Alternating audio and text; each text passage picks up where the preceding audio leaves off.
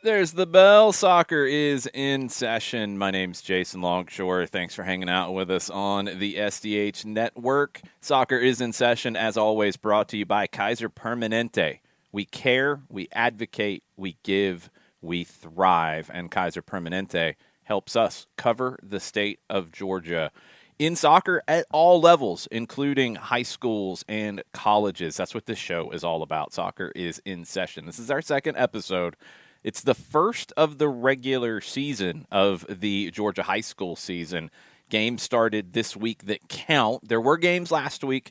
There were scrimmages. They do not officially count on the record. Games this week do. And it was a busy first Tuesday of the schedule. You're going to have most games on Tuesdays and Fridays during this season. Busy Tuesday around the state. We're going to catch you up on some of the scores, some of the names of players who stood out, had big days. I know there's a lot of other scores out there. What I'm asking all of you out there who are involved in Georgia high school soccer, and listen, whether you're coaches, whether you're assistant coaches, whether you're parents, send us the scores, tag us, tag at Soccer Down Here on social media. Let us know about what happens in your game, and we will try to work it into the show. We started our SDH High School Game of the Week series, also presented by Kaiser Permanente, on Tuesday, January 31st, the opener for Woodward and Tri-Cities. And, man, this was a super entertaining game. A big surprise for those of you who saw Woodward last year. Woodward 19-2 in 2022. They lost in the state semifinal to Johnson of Gainesville in a crazy game, 6-5. I wish I had seen that one. I did get to see what happened yesterday at Woodward. Here's the highlights from our first SDH High School Game of the Week.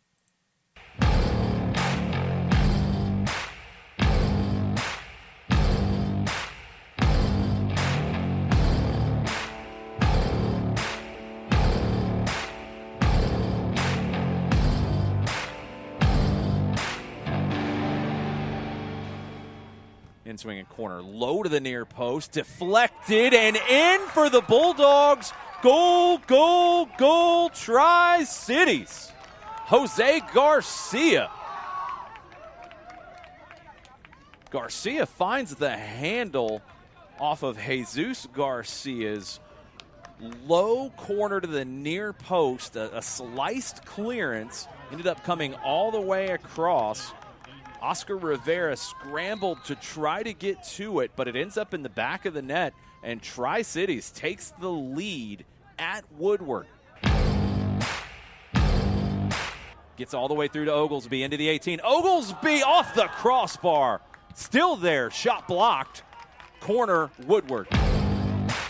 But it is a penalty for Woodward. Oglesby standing over it. He's at the top of the 18, 6-yard run up. Oglesby saved. Still there inside the 18. Cleared away. Big save by Angel Diaz, the sophomore goalkeeper for Tri-Cities, and they remain in the lead 1-0. Rivera now plays it. Clock underway. Ticking to 1:40. O'Neal pops this to the top of the 18. Flicked on. Still there in the attacking third. Shot attempt. Doesn't catch cleanly. It's into the 18, and Woodward finds the equalizer. Goal, goal, goal, War Eagles. Parham blocks the long pass attempt, and that will do it. Great match between Woodward and Tri-Cities tonight. Will end 1-1. A late equalizer, less than 90 seconds on the clock. Really fun one to call at Woodward Academy last night. Thanks to everybody who hung out with me on the broadcast. And thanks to both of the coaches who got me plenty of info ahead of this game to be ready to call it. It was much appreciated. I did have a chance after the result, even though they didn't get the win. This is a big result for Tri-Cities, and I had a chance to talk to the coaching staff afterwards. Here's our conversation. All right, standing here after the Woodward Tri-Cities game. Start the season ends 1-1 with the coaches for Tri-Cities. Could you guys introduce yourselves? I'm Antoine Johnson. I'm Coach Ray. So I got to hear about this. Oh, sorry. Coach Aoyemi.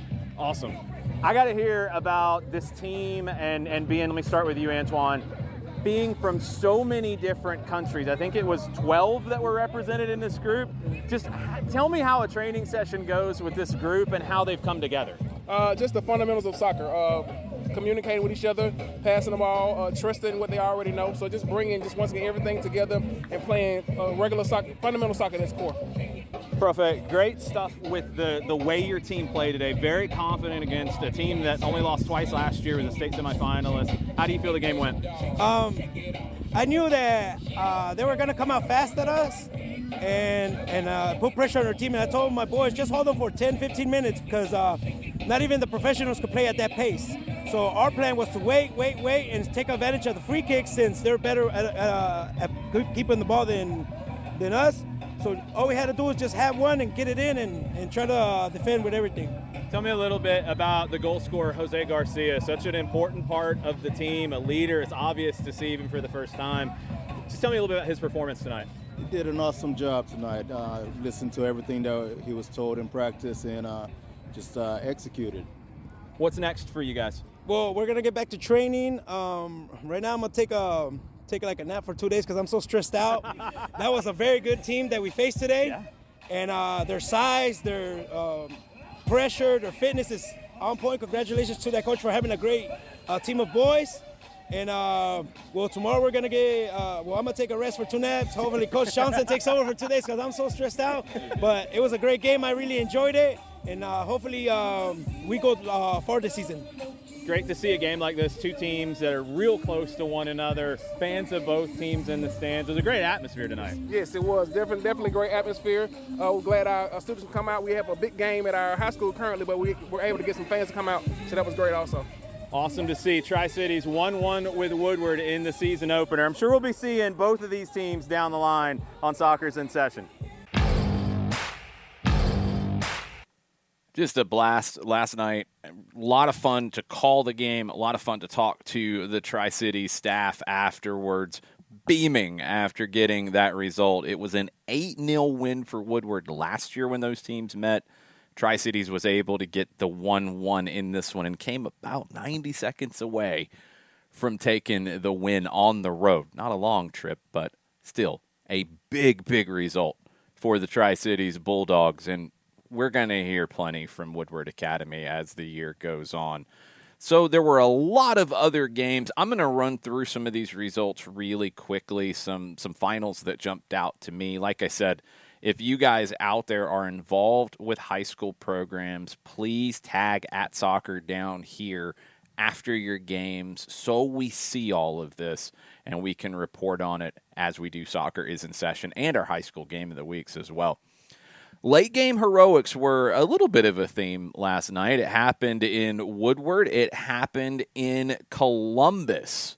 Columbus needed a dying seconds of the match free kick from Jacob Entlick to get the 1-0 win over Carrollton, who almost got out of there with a scoreless draw in regulation. Milton and Marietta. Milton did the double. The girls took a 2-1 win. Boys earned a 2-0 victory there. Mill Creek did the same. They hosted Grayson. The girls of Mill Creek won 6-0, 2 goals each from Mia Jackson and Ashley Summerall. The boys did need overtime. They did play overtime. It's non-region games. You get some different kinds of results. They played overtime here, and the Mill Creek boys got a 4-3 win over Grayson. Annabelle Orozco with a late winner from outside the 18-yard box to earn Fayette County a 3-2 win on the road against Callaway. The Tigers boys also got a win last night against Callaway, 3-1. East side of Covington and Ola played, 4-4 draw in the girls' match. Boys, East side got the 5-1 win over the Mustangs. Brookwood and Mountain View, they split their games last night. Brookwood's girls won 2-0. The Mountain View boys took a 2-1 win, 2 assists in that one from Max Deal. 2 top girls programs shared the result last night. Johns Creek and Walton played to a 1-1 draw. A little bit of cross-county rivalry action. North Gwinnett's boys got a 2-1 win over South Gwinnett. Claxton had 5 different goal scorers in their 5-1 win against Swainsboro last night. Will Taylor, both goals in Collins Hills, 2-0 win over North Oconee.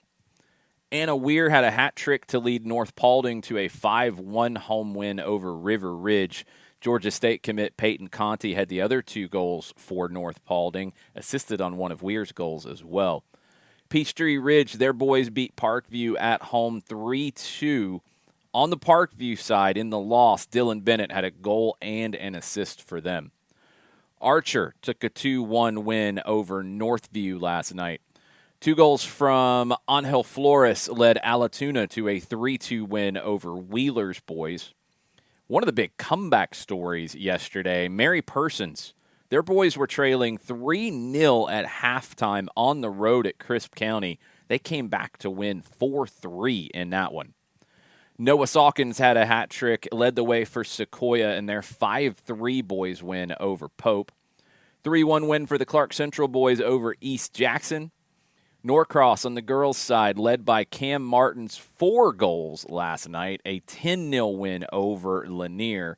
Tessa Balsman also scored twice for Norcross in that one. Dunwoody's girls, they shared the spoils, 3 different goal scorers in their 3-1 win over Tucker. And Habersham Central, their girls took a 3-0 win at home against Johnson from Gainesville. Result was almost the reverse in the boys' match. The defending 5A state champs Johnson took a 3-1 win. Thanks to our friends from Monday Night Football at WDNN. Here's their scoreboard from last night. Coahulla Creek and Murray County, 5-0 win for Coahulla Creek in the girls' game, 7-0 in the boys' game. Dalton and Northwest Whitfield, 2-1 win on the girls' side for Dalton, 4-0 win on the boys' side for the Catamounts. Heritage and North Murray, a 10-0 win for Heritage in the girls' match, a 3-1 win in the boys' match. And Christian Heritage, 5-0 winners over Sonoraville on a boys' match. 2-0 on the boys' match, Southeast Whitfield and Sprayberry. Southeast Whitfield got the win there, another defending state champion. For detailed coverage of the Dalton area, follow Monday Night Football on Facebook and their show on WDNN. New episodes every Monday night during the season on the WDNN YouTube page at 8 p.m. Also, make sure you're following the great Georgia High School Soccer All Together. Make sure you're following that account on Instagram. I've got a list of active Georgia High School Soccer accounts on Twitter that you can follow as well. If I'm missing your school, please let me know. Follow me on Twitter at Longshoe. I'll get you added to that list. And as always, if you have some news you want to publicize, results, hat trick heroes, big performances, college commitments, whatever you want to publicize, let me know. Tag me on social media at Longshoe. Send me a message. Make sure I see it so I can try to work these things into the shows. It will be much, much appreciated. Coming up next, speaking of the Dalton area, I had a chance to talk to Miguel Garcia, the new head coach at Southeast Whitfield. You're going to hear that whole interview. Jon Nelson caught up with him this afternoon.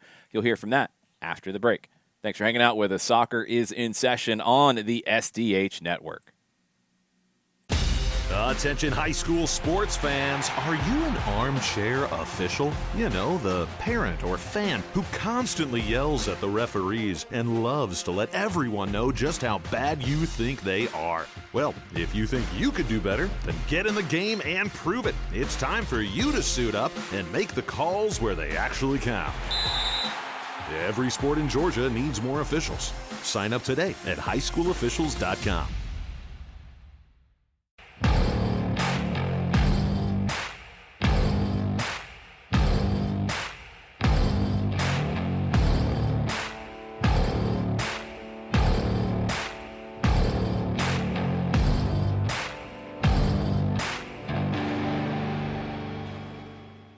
Time to go in session, and our coach of the week this week is in his first year as the head coach of Southeast Whitfield High School, Miguel Garcia. Coach, thanks for hanging out with us and going in session to talk about the program.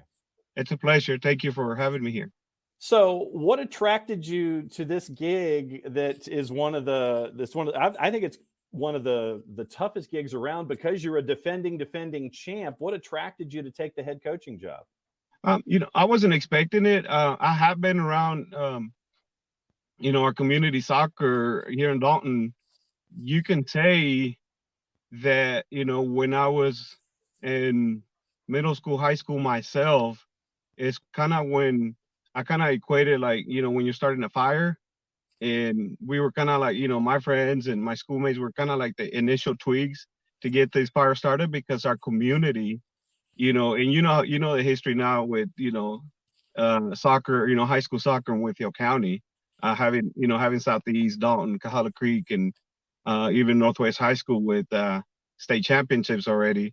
So it's one of those things that I just moved here to Dalton in 1996, and I was invited out to the soccer fields and everything was starting, and I fell in love with the game. And, I played at Dalton High School myself and went out to school, got my degrees, became a social worker, got a job with the school system, and landed as one of my schools at Valley Point Middle School. And then I was offered to coach the soccer team. And Valley Point Middle School is one of the feeder schools to Southeast. So I've had that connection for about 10 years with the program. What's it been like for you to see the Dalton community grow when it comes to the sport of soccer? I mean, you mentioned both directional Whitfields, Kahala Creek, Dalton, and I mean, that is heavyweight stuff. What's it been like to see it just grow to this point over the last quarter century? It's a lot of pride. I grew up, always having played myself at Dalton and watching a lot of the local high school teams compete in the state playoffs year after year. And for a little while, we were just not, I felt like we just kind of were getting close to breaking through at Dalton and some of the other local high schools to eventually, have all of these high schools finally break through. And it just brings a lot of pride to myself, and it brings a lot of pride to the community. And it's something that our community, has a passion for the sport. Our parents have a passion for the sport, and they put in a lot of time and sacrifice for the kids to do well with it. So it just makes me proud. When those four schools that we talk about, the two directional Whitfield, Southeast, Northwest, Kahala Creek, and Dalton, when you guys play each other, for someone who has never seen that kind of an environment, break down what it means and what it's like to be in those kinds of cauldrons when those matches come.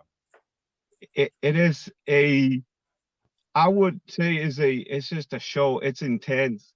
It's a beautiful thing. If you love the sport and if you ever feel like, let me just go watch a good old, rivalry soccer match, come and watch one of those games. Come and watch what we call it a Clásico here between Southeast and Dalton, and you will see, I mean, we're thinking, approximately, I think we gather about 2,000 people to those games. With the back-to-back that Southeast has accomplished for its program, what's it like knowing that everyone is going to be bringing their best every single time out? Doesn't matter if it's a Clásico, doesn't matter if it's region, doesn't matter if it's non-region, doesn't matter if you schedule a high school from Neptune. They're going to be bringing their best for you. What's it like knowing that everyone's going to be bringing their best? It's a challenge that my boys already, we've already had 2 games and they're accepting it. We're off to a great start. You said it. It doesn't matter what game it is. We went down to Meadow Creek High School, 7A school down in Levern. And, I was just talking to the coaches after the game. One of the assistant coaches said, heck, this didn't feel like a scrimmage. This felt like a playoff game. It actually felt like a championship. And I was glad that we had such an intense scrimmage because it got my boys ready, and they knew that this is going to be game after game after game. And then last night we hosted Sprayberry, very prestigious program in the state of Georgia. They come in, and they came in strong. And it was another, intense game, for us to handle. So again, my boys, they're just ready. They know that every team is going to come in and they're going to give us 110% every single game. Time to brag on your squad a little bit. When you have your starting 11 go out there, who are some of the folks that might be catching Southeast Whitfield for the first time this year? Who are some of the folks that folks will be gravitating toward when they watch you play? We are I'm very blessed to have inherited a very talented squad. My captains right now, I got, ended up with the captain in each of the lines. In my back line, I got Angel Garcia. He was actually, as we were talking about local soccer here, he was, the Daily Citizen Player of the Year last year as a junior. He's a center back. He is the second junior to win that award in our area. The last one being Omar Hernandez, who went to play Wake Forest and now has transferred over to Mercer. So that's a big feat, to win that award here locally, and nonetheless to win it as a junior. You got Diego Castillo, a midfielder that is, I've always said as a coach, you need to have that true six a lot of times to win championships. And he has been playing at the varsity level since the 10th grade, along with Angel. And he has been a big contributor to those state championships. We have him back. And then up front, we got Jerry Favela, who is getting looked hard by Division I schools throughout the country. And he's our, a goal scorer. He went on a tear last year in the playoffs, ended up scoring like 8 goals in the playoffs. When it comes to some of your younger talent that you're trying to integrate, who are some of the younger folks that you're looking to have play big roles, or folks that didn't necessarily have large roles last year that you're anticipating having them do more this year? Absolutely. We got 2 sophomores that are started, both of their games for us, and they played very well. Actually, one of them, Joseph Pina, made his varsity debut down at Meadow Creek, and he was the one that scored both of those goals. We ended up winning that match 2-1. So that was very exciting for us as a coaching staff to see that from a sophomore. And then we have Jonathan Garcia, who actually was a freshman starting fullback last year for the state championship game, but we know that he's a better offensive player. So we ended up transitioning him over to the midfield. So he has started both of the 2 games as well for us. In addition to, we have Alan Monteroso, who was a freshman. He was on the roster last year. He has gotten plenty of minutes the last 2 matches, and he has been very impressive. Last question for you, and thanks for hanging out, because I know that you're in transit heading to practice and things like that. When you look at your region this year, obviously we talked about folks gunning for you, doesn't matter what part of the schedule it's going to be, but when you look at your region play this year, what are you anticipating in that region that you're going to have to fight through as a part of this 2023 season? We got to fight every game. I know that's cliche, but like you said earlier, everybody's going to be gunning down for us. Of course, the big rivalry game is going to be Northwest High School. They are, that is, our goal is to win every single game, but we know we're going to have to get to that match against them. And that's going to, hopefully determine our region championship. Miguel Garcia, first-year head coach at Southeast Whitfield High. The Rage is chasing after a three-peat here in the state of Georgia. Thanks for hanging out with us. Thanks for going in session. We'll be keeping an eye on what's going on up there in Northwest Georgia. Thanks for hanging out with us here on the show. Hey, thank you for having me, guys. Timeout. All right. Remember, we're a team that plays together. Listen, the winning will take care of itself. We just have to get everyone involved.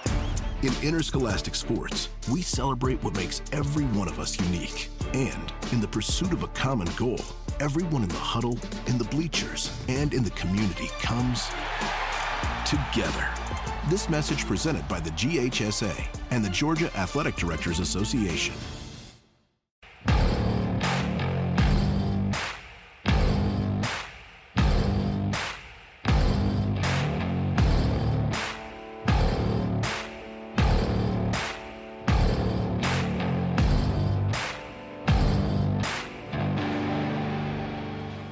Welcome back. Final segment of Soccer is in session for February first, let's get caught up on a couple bits of news. Congrats to Christopher Hamby for his induction into Decatur High School's Wall of Honor last week. Hamby played soccer at Decatur from 1980 through 1984 before joining the Air Force. Played soccer for the Air Force Academy as well as and in the lower divisions in Germany after his time playing for the Air Force. Came back to Decatur to coach the varsity team, won a state championship in 2003. He was part of the staff that won in 2016 as well. He's currently the director of the Girls Soccer Academy for Tucker Youth Soccer Association. Congratulations to Christopher Hamby for being inducted into the Wall of Honor at Decatur High School. Some college commitments that have come out today. It was a national signing day on the high school football side. The high school soccer national letter of intent process is more elongated, so players could sign really at lots of different times. There were some verbal commitments that were turned into pen and paper today. There will be more that come out between now and the start of the college season in August, and we'll try to update those as we see them. 4 that I saw today, Lauren Gutschall of Stars Mill signed her NLI today to attend UT Chattanooga. The Mocs getting a good one there. Riley Bogus of Alatoona High School has committed to Truett McConnell University. JoJo Miller of Blessed Trinity has committed to play at MIT. And Kelsey Crozier of Lassiter High School, a defending state champion. Kelsey has committed to play at Berry College. Make sure you're following us on social media at Soccer Down Here. We will announce later this week where our next Soccer Down Here high school game of the week will be. We will be out next Tuesday in the field. Stay tuned to find out where we'll be. Next Friday, February 10th, we will be in Gainesville as Johnson hosts Gainesville. Really looking forward to that one. It's always a good time to check out our friends at Johnson. The Knights, one of the top soccer programs on the boys' side in the state of Georgia, and that should be a barn burner. We will have both the girls and the boys games between Johnson and Gainesville on February 10th. Thanks for hanging out with us for another Soccer is in Session. Looking forward to seeing where this season goes. We saw some fireworks straight away in the first Tuesday of the season. Can't wait to see what's next. Thanks for listening. I'm Jason Longshore. Mucha plata, y'all.